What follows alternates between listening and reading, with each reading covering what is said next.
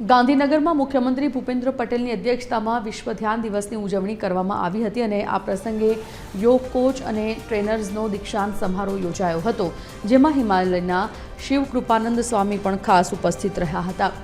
આ કાર્યક્રમમાં 10,000 લોકોએ ભાગ લીધો હતો અને 3500 યોગ કોચ અને ટ્રેનરને મુખ્યમંત્રીના હસ્તે સર્ટિફિકેટ એનાયત કરાયા। મુખ્યમંત્રીએ યોગ અને ધ્યાનને સફળ જીવનની જડીબુટ્ટી ગણાવતા કહ્યું કે ધ્યાનથી મનની એકાગ્રતા અને નિર્ણય શક્તિ મજબૂત બને છે। તેમણે રમૂજી અંદાજમાં પોતાની ફિટનેસ અને ડાયટનો ઉલ્લેખ કરીને લોકોને યોગને જીવનશૈલીનો ભાગ બનાવવા આહવાન કર્યું હતું। વડાપ્રધાન મોદીના માર્ગદર્શન હેઠળ યોગ આજે વિશ્વને આરોગ્ય અને સુમેળનો માર્ગ બતાવી રહ્યો છે।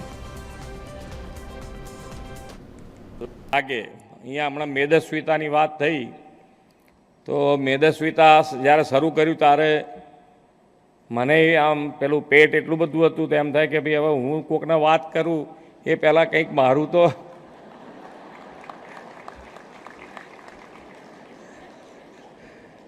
આ યોગ અને ડાયટ બે સાથે મળી અને અત્યારે થોડો ઘણો કહેવાય 1.5 ઇંચનો ફેર પડ્યો છે।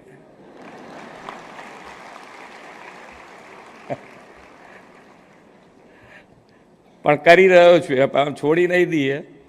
વ્યવસ્થિત કહી શકાય કે ખરેખર મેદસ્વીતા ઉપર કાબુ મેળવ્યો છે ત્યાં સુધી હું જઈશ।